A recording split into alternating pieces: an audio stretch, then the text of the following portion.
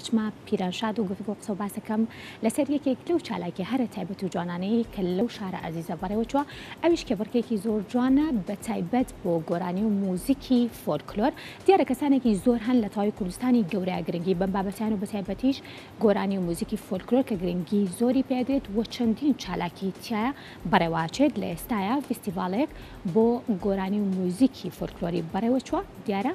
کێبڕکێش لە نێوان بەشداربووانە هەبوو و دواتریش بەشێک لە بەشدار بۆ سەرکەوتەکانی توانراوەکە خەڵات بکرێن.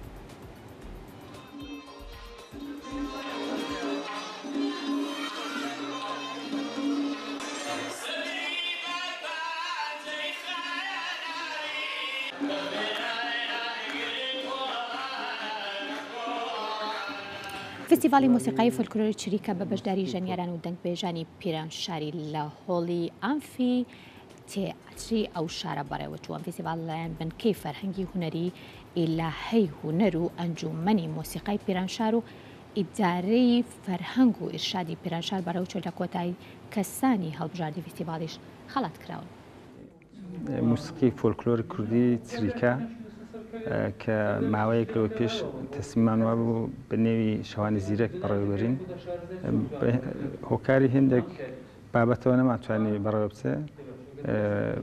بەڵام توانیمان بە هەماهەنگی و بە سازدانی ممارسەت و تەمرینی خۆشەویستان لە گروهدا بخێنە ڕۆژانی 28 پشتبەڕی 1401 کە بۆ ماوەی دوو شەو بەڕێوە چوو و بە بەشداری کۆمەڵێک لە گۆرانی بێژان و ژەنیارانی موسیقای فۆلکلۆر و ڕەسەنی کوردی لە شاری پیرانشار بەڕێوە چوو کە بەخۆشیەوە لەلایەن خەڵکیشەوە پێشوازێکی باشی لێکرا کە دەستخۆشی لە هەمویان دەکەین. هونەرمەندی نە زۆر بەتەمەن هونەرمەندی دەنگخۆش و دەنگگەنج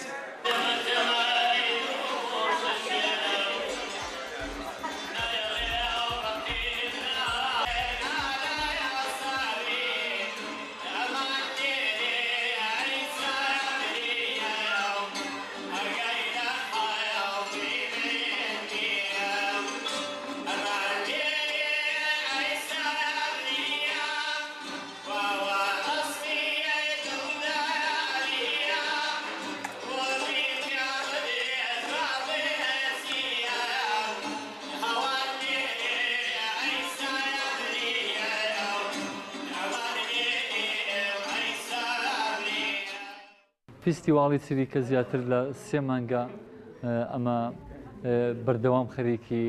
تەمرین و وەرگرتنی مزەویزی ئەو بەرنامەینە و بە خۆشحاڵیەوە بەرنامەکە زۆر بە باشی چۆ پێش و خەڵک پێشوازێکی زۆر گەرمی لێکردین و ئینشاءڵڵا دەداهاتوودا